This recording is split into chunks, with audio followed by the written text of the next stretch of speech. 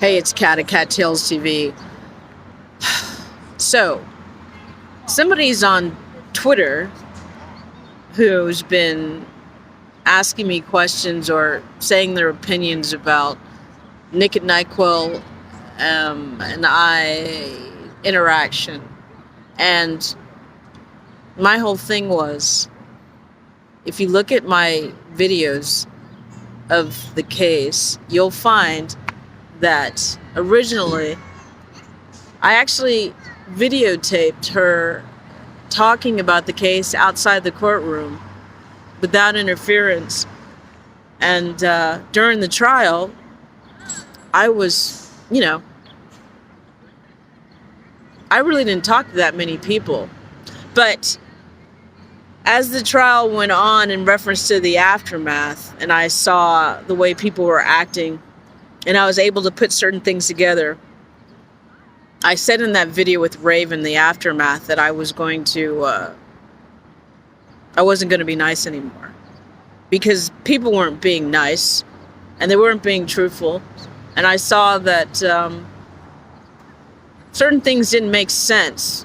Well, maybe they made sense if you understood what they were doing at the time. But one of the things that happened was I saw things, and it bugged me. And then as time went on and I learned more information about the case, I realized there were some serious bad actors involved in promoting a narrative that Tory was guilty.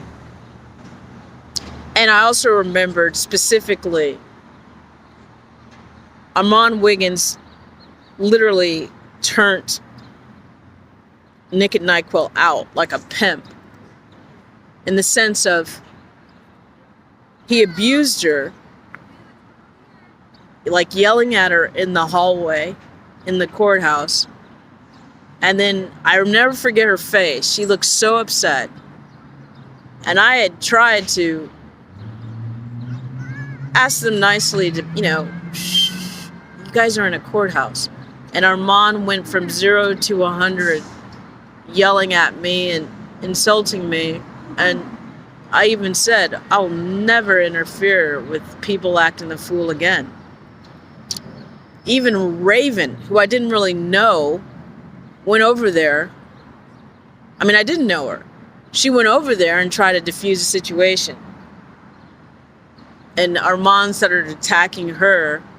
And eventually he was talking about her Gucci, and it was fake. Just bad shit. Obnoxious shit. But I started putting things together as the trial went on. Because I was an observer. I was watching people's behavior. And I just kept remembering Armon kept instigating shit. Again, when Tory's friends were in line, quietly, being respectful, Armon would be sitting like inches away from him, yelling about Tory's guilt, talking loud, like trying to start a fight. And then sitting next to Milagro. And then on her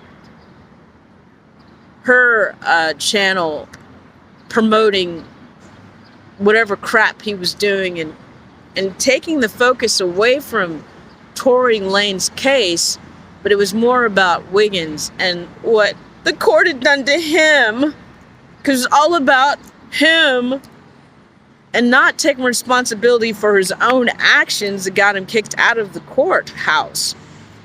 courtroom, let's say. So it made me start thinking, because the lady that keeps talking on my timeline, who keeps doing the kumbaya kind of, I read the Bible, so therefore I believe everyone should be nice to each other narrative. She didn't see what I saw.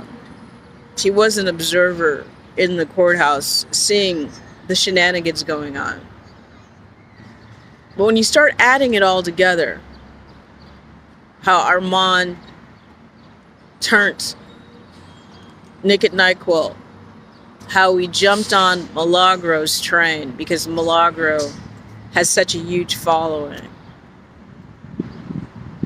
how he still came into the courthouse even though he got kicked out, and acted the fool. He was sashaying in the hallway. He didn't care that it badly reflected on all of us, because, you know, he wasn't listening to the people in the courthouse talk about him. He doesn't care. I can understand that. His ego, or who's paying him, he cares more about that, okay? So let me break this down to you, because the person who's doing the kumbaya stuff on my timeline doesn't seem to get. Once I do martial arts, so to speak, but once you have an opponent that cheats and continuously cheats and continuously does low blows, you can either keep fighting the same way or you can end the fight. And what I've noticed about Wiggins, he's definitely an agent of chaos. He was definitely there to disrupt and be obnoxious. But I think it's even more nefarious. I think he's paid to do that. I think he's paid to take away focus from the most important person involved, Tory Lanez. Do you understand what I'm saying? This isn't about this isn't about Wiggins. This is about Tory Lanez being sent away for 22 years for a crime I don't believe he committed, because the actual evidence doesn't prove that he did it. There's no gun, there's no bullets, there's no fragments from her foot or feet. We don't even know if it's her foot or her feet, because her testimony changed and also the doctor's note changed. One doctor said it was glass, the other one said it was fragments. The one that said it was fragments is connected to Rock Nation. Call that strange? I don't know. So let's get back to Wiggins' behavior from beginning to end. Even after Tory was found guilty, even after the motions was denied, when I asked Alexander Bott when he walked outside whose gun it was, I gave those guys an amazing softball.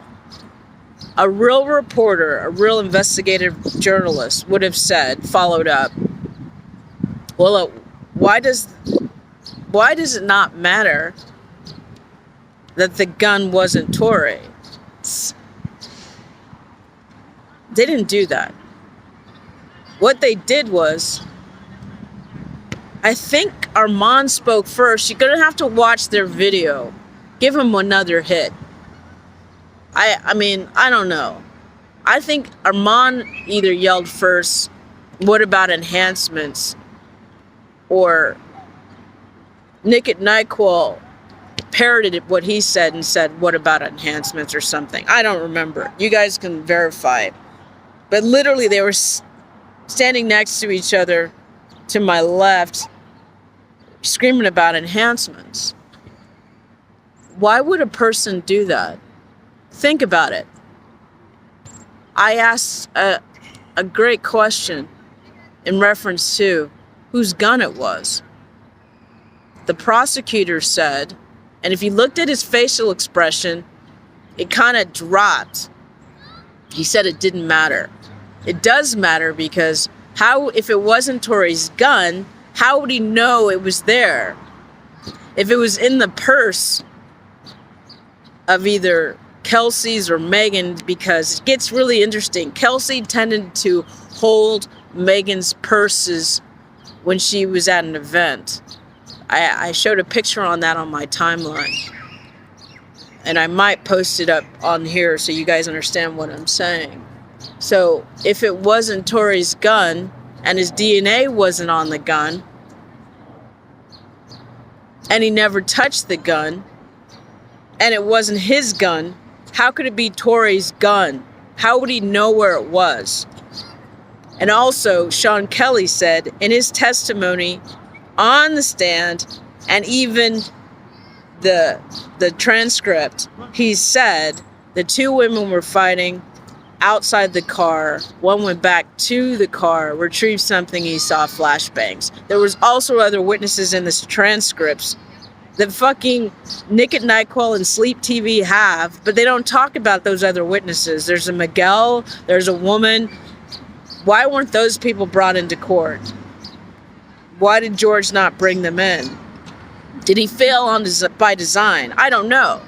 But let's get back to these two amazing people that you people love to bring up on my timeline. Why the fuck did they just talk about enhancements and not about the logic of and the importance of whose gun it was? Why? Because they want Tory to be found guilty at all costs, even if he's innocent. Wiggins is so clever. He got Nick at NyQuil to do his bidding. She doesn't even care anymore about facts. She only cares about being right because her fucking ego. That's why I can't stand these people. That's why I never want to see them again. Because they're pathetic. They're not real reporters. They're there for the money. I would guarantee the people that are promoting Tory Lane's guilt, they never had a problem with YouTube. They're always getting paid on time. I bet you that. So let's get back to Wiggins. Wiggins. Who, interesting, was acting more straight outside than I'd ever seen him act straight before. Not that I care, but it's just interesting, his behavior. He's so good at controlling and corralling people to do his bidding or to use them to promote his brand, even though his brand is shit. He just talks garbage. Not facts, not evidence, just about him. But if you're into that, keep watching him. I don't. I like people that actually care about the truth and about raising culture and not pushing negative stereotypes. You guys just don't understand. I'm not into that shit. But one thing that Wiggins did give me was, I was thinking about his behavior. Why would a person who got kicked out of the court come back, change clothes, and act even more obnoxious in the hallway? Why would a person do that? Why would a person come back to a place they were kicked out of and cause more havoc? Then it reminded me of Megan Thee Stallion. Megan Thee Stallion was kicked out of Kylie's party. She was acting the fool. She was drunk. She was obnoxious. She left and came back. Why? To get Tory. And that is exactly what Armon does, and continuously does. He goes back to the courthouse that he got kicked out of. Well, kicked out of the courtroom. He still does damage, even though he's not welcome. He is the micro of Megan Thee Stallion. So thank you, Wiggins. I know who you are. I know who you are exactly like. You've done a great job. This is Kat at Kattalestv. Thank you for watching my videos. Talk to you later. Bye.